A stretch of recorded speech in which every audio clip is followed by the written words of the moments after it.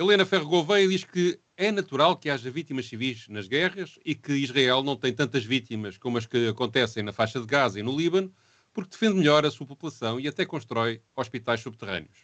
Pedro Sousa Carvalho fala da injustiça inevitável que a proposta do IRS jovem do PSD iria provocar na vida dos trabalhadores e como os patrões a podem aproveitar. Francisco Goiana da Silva saúda a proposta da Iniciativa Liberal de se fazer um teste a novas PPPs na saúde. E na rubrica Papel Selado, discutimos a hipótese levantada pelo jornalista Ângela Silva, a de Marcelo Rebelo de Sousa convidar Gouveia e Melo a ser chefe de Estado-Maior das Forças Armadas para ele não se candidatar a Presidente da República. São estes os temas desta semana de mais uma edição de Os Comentadores. Os Comentadores. Eles analisam, eles debatem, eles opinam, eles influenciam, eles discutem, eles ensinam, eles divertem, eles manipulam. Eles viciam a República.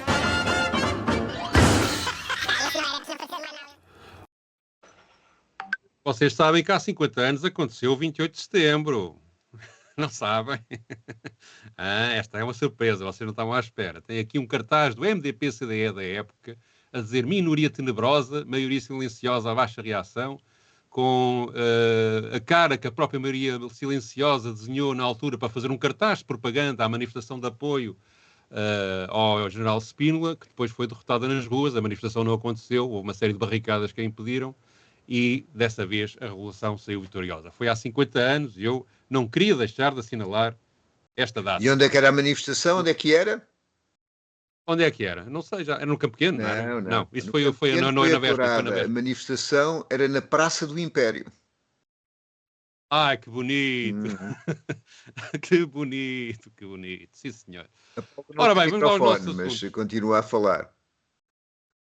Não, estava a dizer que amanhã também é uma minoria tenebrosa nas ruas. É uma minoria silenciosa, que agora se manifesta muito, sim. É bem lembrado, olha, é essa coincidência, sim senhor. Ora, vamos então a um dos assuntos da atualidade, que é a guerra no Médio Oriente e os ataques que Israel tem feito no Líbano nos últimos tempos, escalando ainda mais a situação de conflito que ali se vive. Helena Ferro Gouveia, que habitualmente comenta este tipo de assuntos, foi à CNN dizer que é natural que haja vítimas civis. As guerras, infelizmente, nunca são ascéticas, causam vítimas civis e, portanto, é de alguma forma expectável que, portanto, nestas guerras haja, portanto, vítimas, portanto, civis e haja inocentes. Nós só não vemos mais vítimas inocentes do lado israelita e por isso é que Israel tem uma imprensa tão desfavorável por comparação aos restantes contendentes neste conflito, porque Israel, como Estado soberano, tem a preocupação de defender os seus cidadãos. E como é que os defende? Além de ter uma das mais sofisticadas defesas antiaéreas do mundo, há muitos anos que criou um sistema de defesas antiaéreas para os seus cidadãos, que fazem com que haja abrigos para ataques a quase 50 metros e todas as casas têm um espaço seguro. Portanto, há uma preocupação israelita de proteger os seus, o que infelizmente não se verifica nem na faixa de Gaza, nem do lado do Hezbollah. Enquanto Israel construiu, por exemplo, o maior hospital subterrâneo do mundo para permitir que os seus feridos, portanto, sejam atendidos e que a vida continue de uma forma normal, apesar destas ameaças diárias, apesar destes bombardeios diários. Nós vimos a utilização que foi dada aos túneis, quer em Gaza, como também agora no Líbano, com os túneis do Hezbollah que foram descobertos. Naturalmente que isto é uma jogada de risco. Eu penso que Israel estará a tentar escalar para desescalar, ou seja, para convencer Nasrallah a negociar e a respeitar a resolução das Nações Unidas, recuando para lá, ou para a margem norte do rio Litani. Não sabemos se o irá fazer, mas essa parece ser, portanto, a estratégia seguida por Benjamin Netanyahu, porque não tem interesse, e de facto Israel está muito dividido em relação a isto, não tem interesse numa guerra com o Líbano, quando ainda não concluiu as operações em Gaza. Nuno, tu que acompanhas há muitos anos esta situação no Médio Oriente, que comentário te suscita esta análise de Helena Ferro Gouveia? Nem queria, nem sei se consigo comentar, porque a teoria é que Israel não tem mortos porque protege os seus cidadãos e os palestinos e os líbios os libaneses têm mortos porque não os protegem. omitindo o facto de Israel ter despejado várias vezes mais bombas sobre a faixa de Gaza, que é um sítio muito reduzido, do que as foram utilizadas nas guerras do Afeganistão, em Hiroshima e Nagasaki com as bombas atómicas. Isto é, nós temos sobre um pequeno parte do território uma destruição gigantesca que em algumas estatísticas são cerca de 50% do edificado. E, portanto, aquilo que acontece de facto não é que os outros não protejam, sendo que eles não são sequer Estados ou não têm sequer capacidade de Estados. É que têm do outro lado alguém que faz uma guerra de destruição e massacre, coisa que do outro lado não acontece. Aqueles, do lado dos palestinianos e do lado dos libaneses não existe essa característica. Aliás, faz lembrar as guerras coloniais, e na prática é uma guerra colonial.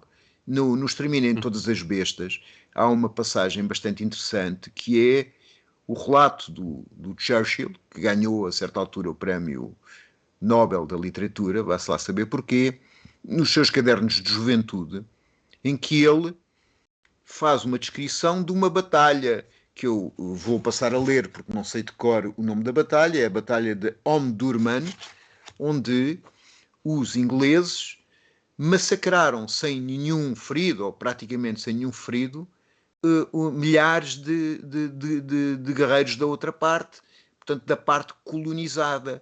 E, portanto, a batalha começou com uma refeição copiosa, regada a champanhe, e depois com os seus imaculados fatinhos brancos andaram a disparar canhões, tiros de repetição, etc., massacrando milhares de outros dos seus adversários.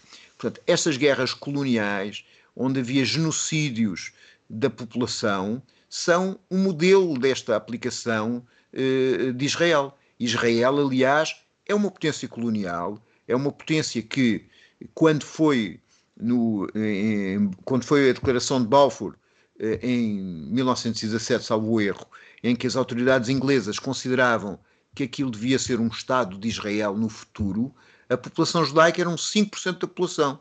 Portanto, há uma entidade que transfere gente que não é da região e cria um Estado.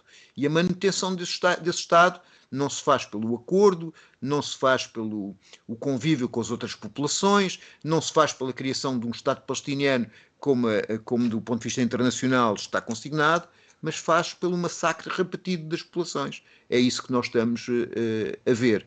Portanto, quer dizer, a única solução que Israel vê para os seus problemas políticos, que é ter uma minoria naquela região de população, terem Estados ao lado que não estão de acordo com a forma como são tratados os palestinianos, é um massacre. E para isso tem muita força. Mas o ter muita força, ter um grande exército e ter uma capacidade de destruição e até armas atómicas, não lhes dá razão. Concordas, Paula, com o que o Nuno está a dizer? Concordo e acrescento aqui, pegando neste comentário da Helena Ferro Gouveia, que está cada vez mais difícil encontrar, já não era fácil, mas tornou-se mais difícil encontrar esta imprensa alegadamente desfavorável a Israel, não é? Porque os jornalistas que têm reportado ou procurado reportar factos que expõem o genocídio em Gaza acabam executados. Portanto, vêm as redações para as quais trabalha, as emissoras serem encerradas com o aparato da presença militar. Portanto, é isto que está a acontecer e desde outubro do ano passado os jornalistas ou profissionais de imprensa que já foram mortos por Israel, por soldados israelitas, estima-se entre 110 a cerca de 170, dependendo, ou 180, dependendo de quem está a apresentar esses dados. Portanto, Israel continua a cometer estes crimes de guerra com a cumplicidade do Conselho de Segurança das Nações Unidas e ainda antes desta nova fase de escalada de conflito no Médio Oriente, não nos esqueçamos que houve uma repórter da Al Jazeera, Shirin Abu Akleh, que ao serviço da Al Jazeera foi assassinada com um tiro na cabeça. Portanto, isto aconteceu antes ainda desta fase, portanto, esta prática esta política, esta sofisticação a que se refere Helena Ferro, com a característica que Israel negou o assassinato e disse que tinham sido os palestinianos. E depois um inquérito internacional estabeleceu que tinha sido Israel. Portanto, Israel mentiu com todos os dentes, fez esse assassinato propositadamente. E, aliás, agora, quando chegaram a Ramallah, que nem sequer é território de Israel, para fechar a Al Jazeera, destruíram também um monumento a essa jornalista assassinada. E exatamente como tu estás a dizer, essa prova de que Israel, de facto, esteve por detrás dessa morte, foi inclusivamente apresentada nas Nações Unidas. Portanto, as Nações Unidas, o sistema das Nações Unidas está cheio destas contradições. Portanto, ao mesmo tempo que nos apresenta aqui uma série de elementos que confirmam esta política criminosa de Israel, impede que se tomem decisões para pôr cobro, enfim, a este genocídio que continua em curso. Depois, enfim, terminando dizendo que, obviamente, enfim, para quem não está muito atento a estas barreiras que têm sido colocadas à liberdade de imprensa, ainda este ano foi aprovada, de facto, uma nova lei que basicamente justifica uma série de iniciativas que atentem contra jornalistas, contra o jornalismo, sob a alegação de que há aqui um risco de segurança para o Estado de Israel. Portanto, o jornalismo é visto como um risco de segurança. Tudo, obviamente, para manter os crimes que Israel continua a cometer longe dos noticiários. E é esta sofisticação que Helena Ferro Gouveia se refere, utilizando aqui também estas palavras, trazendo aqui a soberania, Estado soberano, para dar a ideia de como ela não reconhece o Estado da Palestina. Naturalmente, do outro lado não existe soberania, portanto, é do lado soberano que se tem de estar, ou do lado da soberania. E, enfim, é Helena Ferro Gouveia com os contorcionismos habituais, do meu ponto de vista, para justificar o injustificável. Quando a Helena fala que é natural que haja vítimas civis, faz ela própria a contradição do seu discurso em relação à guerra na Ucrânia, onde ela se indignou várias vezes com as vítimas civis provocadas pelos russos, e bem, de facto, era escusado.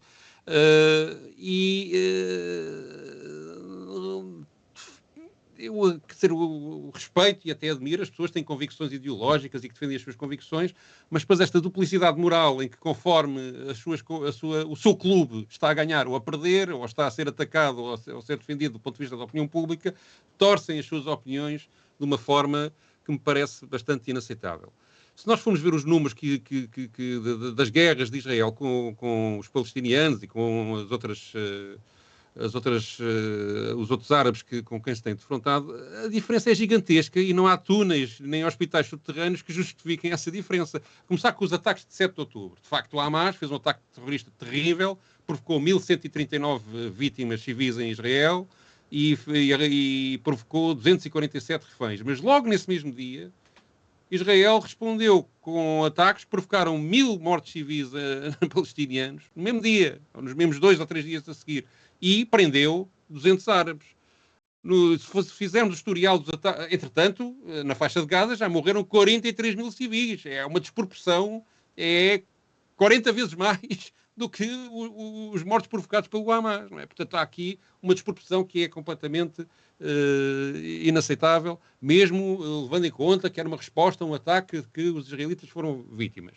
E se fizermos o historial das invasões no Líbano, eu fui à internet à procura dos números, então, quer dizer, é de facto uma história repetida desde sempre. 1978, ataque no Líbano contra a OLP, vítimas do lado de Israel, 18 militares. Vítimas do lado da OLP, 1.500. Ataques no Líbano de 1982 a 1985, também contra a OLP na altura, uma guerra que se prolongou durante algum tempo. Israel, durante esses anos todos, teve 654 militares mortos e 6 civis mortos. Do lado árabe, 12.500 militares mortos, 17.500 civis mortos. Já contra o Hezbollah, em 2006, também uma incursão no Líbano, Israel teve 121 militares mortos e 44 civis. E do lado árabe, 600 militares mortos, 1.191 civis e 1 milhão de deslocados. Portanto, a desproporção é completamente inaceitável. E, portanto, há aqui uma distorção que a leva depois apaixonadamente a fazer coisas como este Twitter que ela lançou quando foi o ataque aos pagers e aos walkie-talkies que Israel fez remotamente, que fez explodir todos os equipamentos que tinha sabotado antes, provocou morte, aliás, em profissionais do Serviço de Saúde e da Segurança Social, cerca de 3 mil mortos, aliás, cerca de 3 mil explosivos e 3 mil feridos, que depois ela comenta jocosamente este assunto. E digamos, há aqui é preciso voltar a serenar os comentários, porque ninguém ganha nada com isto. Não é? E Helena, parece-me, até tem cabecinha suficiente para perceber que faz um mau serviço a ela própria, estando a fazer este tipo de destruição e de manipulação daquilo que vai acontecendo. Deixa-me dizer uma coisa, é que há um outro dado importante que normalmente é sempre omitido nas análises, não consta que o Líbano tenha invadido Israel, e Israel já o fez várias vezes e ocupou o Líbano, e não consta que os palestinianos ocupem o território de Israel. O que acontece é exatamente o contrário, e isso é o que define o lado justo e o lado injusto de uma guerra. E, enfim, discutir Helena Ferro Gouveia não vale muito a pena. É uma comentadora. Nós estamos aqui para comentar comentadores. Não é? Ora bem, Pedro Sousa Carvalho, aliás, vamos agora à realidade nacional, vamos lá deixar a guerra um bocadinho descansada, salvo seja. Está em cima da mesa a discussão para o Orçamento Geral do Estado, e Pedro Sousa Carvalho e eu a comentar a proposta da AD, do Partido Social Democrata, Luís Montenegro, sobre o IRS jovem, que prevê descontos no IRS a jovens que trabalhem até aos 35 anos, e ele deu um exemplo sobre como acha que isso pode provocar na vida real injustiças entre trabalhadores e como até os patrões podem aproveitar isto para pagarem menos a quem trabalha. Vamos ouvir. Imagina que eu e a Natália, nós trabalhamos na mesma empresa, eu tenho 36 anos e a Natália tem 35 anos. Nós fazemos exatamente a mesma coisa e nós ganhamos ao final do mês 2.000 euros cada. Ao final do ano, a Natália, que tem menos um ano do que eu, vai ganhar mais 3.000 euros, mais 3.000 euros leva para casa do que eu. Isto, obviamente, como deves imaginar, cria uma injustiça brutal dentro das próprias empresas e não sei até que ponto não cria um incentivo negativo para que, eventualmente, o patrão da Natália, quando a for contratar, a pensar, bom, ela como vai ter um desconto brutal no IRS, não vou pô-la a ganhar mais do que eu que já estou na empresa. Portanto, vai oferecê-la, provavelmente, um salário mais baixo. Só para terminar este tema do IRS jovem, eu acho que neste caso, eu acho que também é importante ter aqui alguma memória, há mais coisas a unir o Partido Socialista e o PSD do que nós pensamos. Se nós formos, ainda fiz este exercício hoje, porque Pedro Nuno Santos disse que na sexta-feira vai apresentar as suas medidas. Bom, que medidas é que ele vai apresentar? Terão de ser, obviamente, medidas que ele já apresentou no programa eleitoral. E, curiosamente, no programa eleitoral do Partido Socialista está lá uma medida relacionada com o IRS jovem, muito parecida com esta, que diz que o IRS jovem atual deve ser alargado a todos os não licenciados, que é precisamente o que propõe a Aliança Democrática. É verdade que propõe muito mais coisas, que torna a medida muito cara. Mas não seria um meio termo? Já encontraram aqui um meio termo para poderem, pelo menos para começo de conversa. Ora bem, Paulo, como é que tens acompanhado este romance das negociações do Orçamento de Estado entre PS e PSD, que agora teve este desenvolvimento ontem, quando Pedro Nuno Santos lá apresentou as propostas do PS e Luís Montenegro respondeu a dizer que eram demasiado radicais?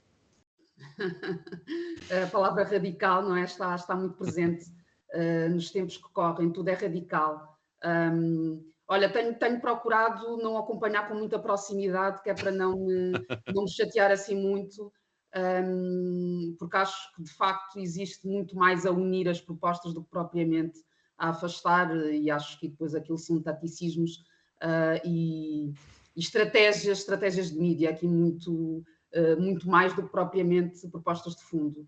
Mas pegando aqui neste comentário do IRS jovem apresentado pelo Pedro Sousa Carvalho, O que me ocorre dizer logo para começar é que a probabilidade da Natália receber uma proposta inferior à do seu colega precede esta medida. Portanto, mas enfim, não é desigualdade de género que estamos a falar, ainda que estejamos claramente a falar de uma medida discriminatória, aqui no caso em função da idade, e que se já tem discutido sobre se será ou não inconstitucional, que isto tem de ser avaliado e tudo mais, mas que o Governo, em vez de combater, enfim, injustiças sociais, que estão escancaradas para quem as quiser ver, promove-as, não é? Com a agravante de nem sequer ter o tal efeito económico desejado ou prometido de retenção de talento jovem no país.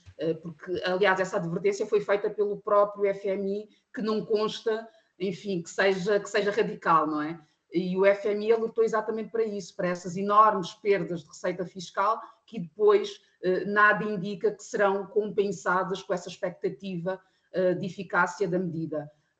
E depois também, em relação a toda esta discussão sobre o IRS e porque é que esta medida está aqui a ser apresentada, é evidente que Portugal tem um problema a nível de atratividade dos seus talentos, enfim, dos seus trabalhadores. Mas não é só para os mais jovens, porque os mais jovens estão numa circunstância de vida em que acabam por estar mais nessa fronteira de saída, portanto, têm menos a perder, se quisermos colocar nestes termos, não têm já uma vida construída, ou não têm ainda, muitos deles não têm filhos, não têm uma série de questões logísticas que dificultam essa tomada de decisão. Mas o problema da retenção de talento é transversal a todas as idades e não se explica exclusivamente pelos salários, porque embora seja um indicador muito relevante, há toda uma possibilidade ou impossibilidade de progressão da carreira cá em Portugal. Portugal não oferece isso aos seus trabalhadores. E depois esta inserção em contextos de inovação, de que também se fala muito e que muitas pessoas encontram lá fora, esta possibilidade não só de progredir, mas de o fazer em contextos em que sentem que estão a evoluir enquanto profissionais e que também têm acesso a outras possibilidades para a sua vida pessoal.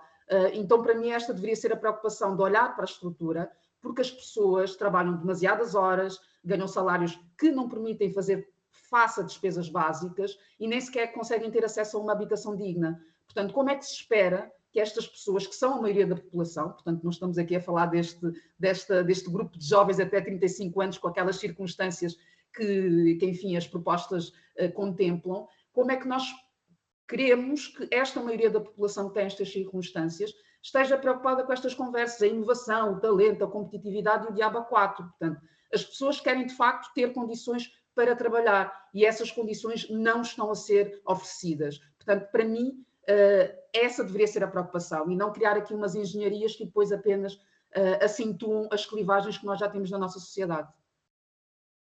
Também acho que, de facto, o foco da discussão do Orçamento do Estado devia, em vez de estar concentrado na maior ou menor receita que o Estado pode ter, aliás, não se está a discutir sequer as despesas do Estado. Não vejo ninguém destes supostos negociadores do Orçamento do Estado a discutir se há ou não reforço para os serviços de saúde, se há ou não reforço para a educação, da despesa, não é? Se há mais contratação de médicos. Aparece agora uma proposta do PS para um pagamento especial para garantir o regime de exclusividade dos médicos no Serviço Nacional de Saúde. Mas está a aparecer já muito em cima da hora e já muito depois. E o ponto essencial, na sequência daquilo que o Luca Paulo está a dizer, de facto, é a questão dos salários.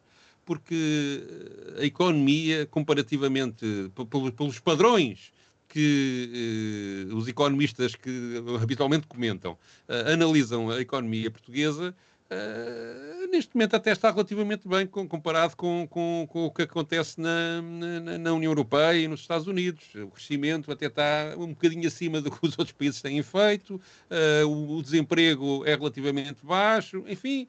E depois nós temos visto, digamos, os anúncios dos lucros das grandes empresas e da banca, que são cada vez maiores e cada vez... O que não muda substancialmente é, de facto, o nível salarial, que continua a ser muito baixo e dos mais baixos da Europa. E isso é, do meu ponto de vista, a questão que devia estar em debate neste orçamento. Como é que se podem acionar, através do orçamento, mecanismos que levem a um aumento generalizado de salários e não só ao salário mínimo que está a ser discutido na concertação social.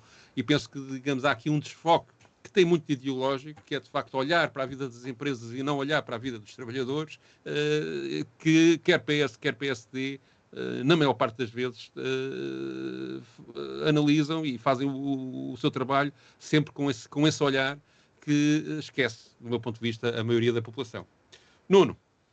Bom, eu acho que esta medida do Governo tem o selo de todas as outras. O Governo quer nos convencer que dar dinheiro aos muito ricos é uma coisa que faz bem aos muito pobres ou às pessoas que ganham normalmente.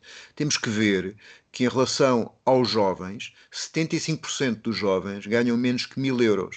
Segundo os estudos que fizeram várias entidades, entre as quais a Deloitte, o IRS jovem tem o efeito de aumentar os impostos naqueles que ganham menos e de lhes tirar muito dinheiro àqueles que ganham muito mais.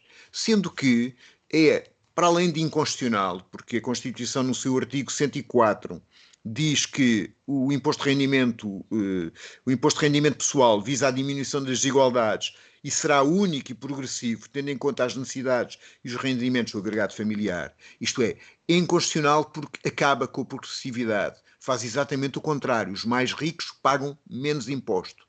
Cria uma situação de exceção e depois não resolve o problema que diz que vem resolver, que é o problema da fuga de jovens para o estrangeiro. Isto é, grande parte dos jovens que fogem para o estrangeiro são pessoas que ganham muito menos que isso e que não são beneficiados por esta medida. Isto é, os jovens enfermeiros, os jovens médicos, portanto, os jovens licenciados têm no mercado de trabalho rendimentos muito inferiores aos rendimentos que vão ser altamente beneficiados com esta medida. É uma medida que custa 1.000 milhões de euros anualmente aos cofres do Estado. O FMI considera que é uma medida que vai tirar receitas importantes, mas que não vai cumprir aquilo que diz. A Associação de Bancos diz que essa conjugada com outras medidas de impostos para a habitação, que permitem que pessoas que ganhem à volta de 6.000 euros possam comprar casas de 600.000 euros com descontos nos impostos, são medidas que vão inflacionar as casas para os restantes, inflacionar o preço de venda das casas. Portanto, temos aqui, de facto, uma medida de classe, uma medida para dar mais dinheiro aos muito mais ricos, a uma percentagem inferior a 3%, e depois não tem nenhum efeito. É meramente uma medida ideológica. Aliás, corresponde à mesma estrutura de pensamento ao corte do IRC. Porque o corte do IRC, do ponto de vista daquilo que é estudado, a maior parte dos estudos apontam que não tem efeito nem no rendimento, nem no emprego, e na realidade em Portugal significa que os 0,3% das empresas que pagam 50% do IRC vão ter enormíssimas borlas de milhões sem nenhuma critério de reinvestimento na economia, de criação de emprego, de aumento de salários, porque é um corte cego para as grandes empresas deste país. Portanto, é uma medida que não devia sequer existir e que é estranho que a gente ache normal a sua existência. Muito bem, mudemos de assunto. Francisco Goiana da Silva, que é um médico que costuma fazer comentários sobre questões de saúde na SIC, saudou a proposta da Iniciativa Liberal, apresentada no Parlamento, de se retomar como um teste, digamos assim, fazendo um novo teste, a novas PPPs na saúde. O que é que são PPPs, para quem lá em casa não percebe esta sigla? Basicamente, há alguns anos atrás, e foi por mão de um governo socialista há décadas atrás, decidiu trazer-se então aqui a capacidade e a flexibilidade de gestão do setor privado para gerir hospitais públicos. Não se privatizou o SNS, simplesmente se pôs gestores privados a gerir bens públicos. Ora, estes modelos que podemos recordar-nos, por exemplo, a parceria público-privada de Braga, Vila Franca de Xira, Cascais ou Louros, tiveram bons resultados, aliás, e pragmaticamente o próprio Tribunal de Contas, que é sempre tão crítico e tão rigoroso, demonstrou, por mais do que uma vez, que de facto este modelo de gestão poupava dinheiro ao Estado, fazia um uso mais eficiente do dinheiro dos contribuintes. Ora, foi pela mão também de uma ministra do Partido Socialista, Marta Temido, que se tentou, por assim dizer, acabar com estas parcerias público-privadas, e muitos dizem, e eu comungo dessa opinião, que talvez para agradar na altura aos partidos mais à esquerda do governo. Ora, já chegamos à conclusão que, de forma pragmática, isto não fez sentido. Isto não foi um bom serviço ao país. Mas, entretanto, o SNS já não é igual. Passou já a reforma de Fernando Araújo, a reforma das ULS, e eu acho que é tempo, sem dúvida, agora que tivemos uma mudança da cor do governo, de as pessoas serem coerentes. E se temos um governo de direita que criticou sempre a extinção destas PPPs, ora, até portanto, seria estranho... A coerência impõe. Claro, seria estranho que não se voltasse a revisitar este modelo. Ora bem, este comentador, o Dr. Francisco Oiana da Silva, foi adjunto do secretário de Estado, de um secretário de Estado, de Adalberto Campos Fernandes, que foi precisamente o ministro socialista anterior a Marta Temido, e que, portanto, ficou ali com... Aliás, são conhecidas as posições de Adalberto Campos Fernandes sobre este assunto, também é favorável às PPPs, e, portanto, ele secunda, no fundo, as opiniões que, nessa altura, Adalberto Campos Fernandes teve e ainda tem. De qualquer maneira, fui ver este tal relatório do Tribunal de Contas, e é verdade, aquilo que ele diz, no geral, é favorável faz uma análise favorável à gestão das PPPs em causa, que eram as de Loures, de Braga e de Cascais. Porém, na página 25, o relator sublinha o seguinte, que eu vou citar, se conseguir ver, porque está com letras pequeninas, agora está com letras maiores. A avaliação dos indicadores de desempenho de resultados que os hospitais em PPP estão obrigados a calcular tem apresentado constrangimentos pelo seu não apuramento nos hospitais da gestão pública comparáveis ou por dificuldades na definição do grupo de referência. Numa nota à parte, diz que no Hospital de Braga os parâmetros não avaliados foram 2, no Hospital de Cascais 14 em 2009 e 45 no período de 2010 a 2015, e no Hospital de Loures 35, 7, 4, enfim, uma série deles. E, portanto, a comparação que foi feita não tem em cima da mesa uma série de dados que poderiam, de alguma forma, modificar este parecer. Mais adiante ainda diz que, e estamos a falar da avaliação feita pelo nível de satisfação dos utentes, mas mesmo na avaliação do desempenho dos resultados concretos, quer em tratamentos, quer financeiros, também faltam dados, porque não se consegue calcular com rigor aquilo que a gestão pública tem feito. Portanto, há aqui, do meu ponto de vista, uma distorção na análise que depois é aproveitada para esta propaganda a favor dos PPPs que se tem feito, porque é muito discutível que, aliás, muitos relatórios anteriores do Tribunal de Contas, noutros anos, eram, pelo contrário, desfavoráveis para as PPPs, do ponto de vista dos seus resultados, mas há depois aqui outra questão que depois nestes comentários não se levam em conta. É que o amarrar o serviço público a uma gestão privada vai, a prazo, provocar aquilo que já está acontecendo em outros países que têm seguido o mesmo caminho. Uma degradação das condições de trabalho de quem lá trabalha e, pior que isso, o encarecimento, porque depois, digamos, é criado um mecanismo tão pesado que depois não consegue ser desmontado, que acaba por tornar mais caro o serviço e torná-lo cada vez mais difícil de gerir. E, sobretudo, cria, de facto, condições de trabalho mais degradadas, no início não, mas com o passar dos anos, mais degradadas para quem lá trabalha. Quem quer avançar com mais comentários sobre isto? É interessante que esta história da privatização de partes do Serviço Nacional de Saúde tem implicações no serviço como um todo. Eu estava aqui a ver um caso interessante que o governo da AD, a certa altura, criou uma coisa que ainda existe, que é a Entidade Reguladora da Saúde. Uma espécie de regulador que paira sobre todo o setor e faz um conjunto de avaliações e um conjunto de normas, que são normalmente normas ditadas pela ideia de salvaguardar os privados. Dando um exemplo, em 2008, as unidades locais de saúde tentaram poupar dinheiro ao Estado e enviar para os hospitais de referência que têm centros de análise as análises. O que é que fez a Entidade Reguladora de Saúde? Processou o Hospital de Santa Maria por concorrência desleal em relação aos privados. Estamos a falar num Serviço Nacional de Saúde que dá mais de metade do seu dinheiro aos privados e grande parte são, uma parte substancial em medicamentos, mas a maior parte são em meios de diagnósticos. Por outro lado, aquilo que é o critério sobre o qual o Tribunal de Contas se pronuncia é um tal SINAS, que é um programa para avaliar a prestação e a excelência dos serviços de saúde, tem efeitos muito interessantes. Por exemplo, a entidade reguladora de saúde, a mesma, garantia que entre os 3 melhores hospitais a tratar doentes com acidente vascular cerebral estava o Hospital de Vila Franca de Xira, uma PPP. Só que havia um problema com esta avaliação. Este hospital não trata AVCs. Isto é, o mecanismo de avaliação é um mecanismo voluntário. São os próprios que preenchem os dados, as fichas. Para os hospitais privados, o preenchimento de fichas e o terem dados favoráveis aumenta-lhe a rentabilidade para os hospitais de gestão privada. Porque não são gestores privados, são empresas privadas que gerem esse hospital e que recebem dinheiro independentemente dos resultados, porque há mecanismos de compensação. É isso que estamos a fazer.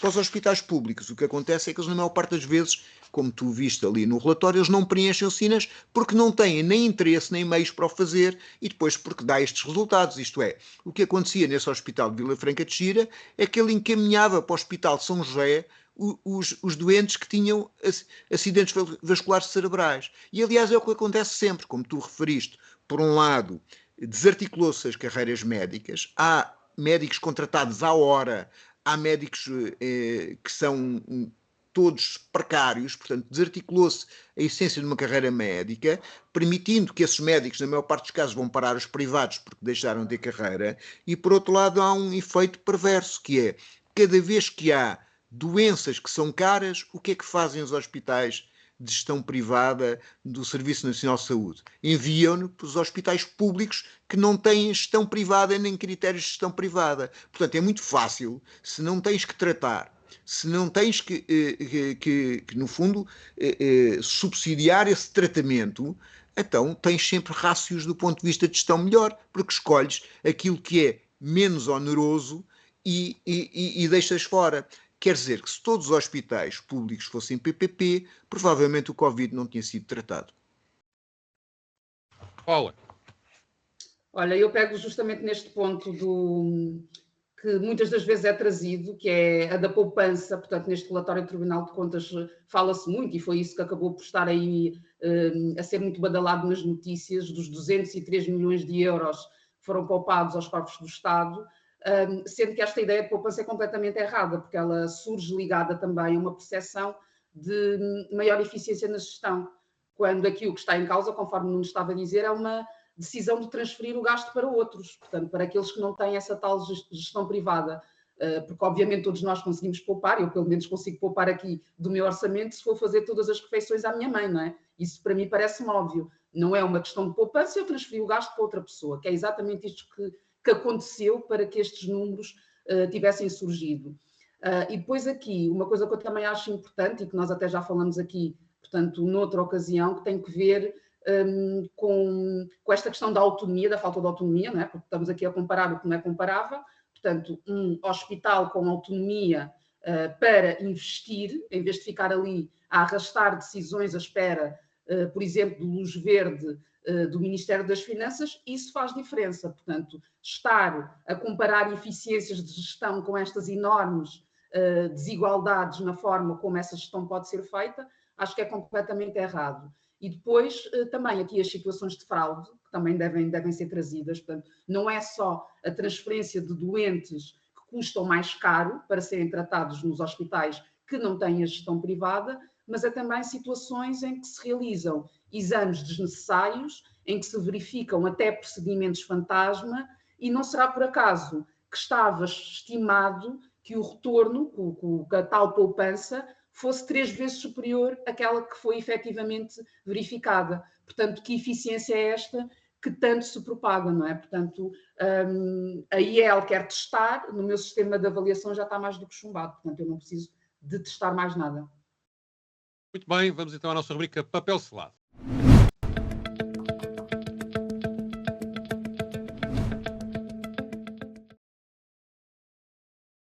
E quero aproveitar esta rubrica para falarmos um bocadinho de um outro caso político interno que está a começar a agitar os comentadores em geral, que é a candidatura, ou a eventual candidatura do Almirante Gouveia e Melo a Presidente da República em 2026. A jornalista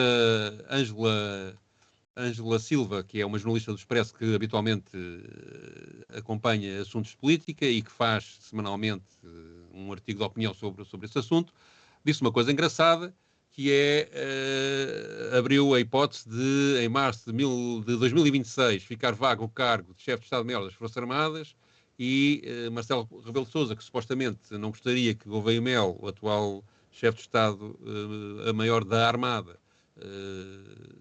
se candidatasse a Presidente da República, podia ser nomeado para esse novo cargo para, assim, desistir de correr para as eleições para a Presidência. Isto, entretanto, depois é acompanhado no dia seguinte por uma sondagem que dá Gouveia Melo como o candidato preferencial das pessoas sondadas entre um conjunto de candidatos de centro-direita e de centro-esquerda que aparecem nessa lista, inclusivamente Marcos Mendes, Passos Coelho, e do centro-esquerda estava lá Mário Centeno, e também Ana Gomes. E acho que então, quem quer avançar? E o Augusto Silva, exato. Olha, vou fazer só uma nota, acho que breve, espero eu. É que é esta ideia de que já não bastava termos candidatos cozinhados nas televisões e agora também temos as sondagens lançadíssimas em fabricar candidaturas políticas. Acho isto fantástico. Mas, enfim, nos últimos dias, a propósito desta sondagem, não é? Temos ouvido muitas pessoas dizerem mas não sabemos o que pensa o vice-almirante, como se ele já não tivesse expressado a sua opinião em diferentes ocasiões. Portanto, inclusivamente já falou sobre os seus impulsos bélicos. Portanto, eu não sinto necessidade, muito honestamente, de conhecer mais do vice-almirante para descartar esta opção de voto, mas isto, enfim, sou eu, não tenho essa necessidade. E depois também assinalo aqui nesta análise que esta estratégia de descartar o vice-almirante, propondo-lhe, enfim, assinando aqui com o topo da hierarquia militar, a mim não me parece evidente que isso seria suficiente para retirar o vice-almirante da corrida, porque daquilo que eu fui observando desde os tempos da Covid, é que existe aqui um apelo mediático evidente junto de Gouveia de Melo. Portanto, ele gosta das câmaras, gosta de aparecer, gosta dessa atenção, e parece-me a mim que terá muito mais foco se estiver em São Bento do que se estiver no topo da hierarquia militar. Portanto, eu não acho que esta seja, de facto, a melhor estratégia, mesmo que ela exista. Nuno? Eu acho que esta notícia e este enlevo do Presidente em supostamente minar a candidatura do Gouveia Melo é uma forma de o empurrar para uma candidatura. Não me parece que haja... Enfim, acho que é disparate sobre disparate. E, de facto, é numa altura de crise política, numa altura em que as pessoas estão insatisfeitas com a sua vida, o aparecimento de um homem previdencial fardado não assinala nada de bom, porque não há providencialismo nenhum que resolva a situação, e a gente tem que resolver a situação democraticamente e coletivamente, não através de um Dom Sebastião que aparece e que vai ter provavelmente uma leitura dos poderes presidenciais muito para além da Constituição. Nós temos um regime semi-presidencial. Na realidade, ele é mais parlamentarista do que presidencialista, porque, aliás, houve poderes do Presidente que foram alterados nas sucessivas revisões constitucionais. Por exemplo, não existem governos de iniciativa presidencial no atual modelo. Isso significa que o Presidente não dirige a política nacional. E as pessoas estão um pouco desesperadas porque não veem respostas nem representação no terreno parlamentar, nem capacidade de alteração das suas vidas, e podem ser conduzidas a votar numa pessoa com alguns instintos ditatoriais. Não creio que seja Gouveia Melo, mas poderia acontecer que fosse.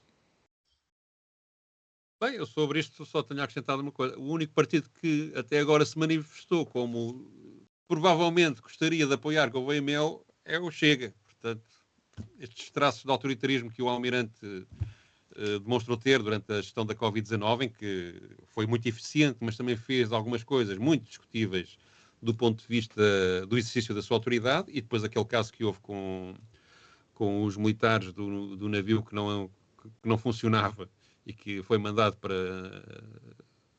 perseguir um navio russo e os militares recusaram, também me parece que demonstra, independentemente da questão da disciplina militar, um excesso que num papel de Presidente da República seria certamente lamentável e desastroso para o país. Mas enfim, isto também é a minha opinião, é subjetivo. O que é de assinalar, como a Paula disse, é de facto como se monta uma candidatura hoje em dia, e de facto o homem está lançado, mesmo sem ter dito que queria ir, e provavelmente isto também vai criar algum problema à direita, porque vai dividir votos que se calhar Marcos Mendes estava a contar com eles e não terá, e já nem quero falar em Passos Coelho. Enfim, estão satisfeitos? Podemos... Deixa-me fazer uma coisa. A única coisa com piada na candidatura é como é que a extrema-direita vai engolir o seu negacionismo em relação à Covid. Mas era a única coisa com piada, mas era uma piada fraca. Era uma piada fraca. Bom, para a semana voltamos. Passem bem, bom fim de semana. Os comentadores. Eles analisam, eles debatem, eles opinam, eles influenciam, eles discutem, eles ensinam, eles divertem, eles manipulam. Eles viciam a República.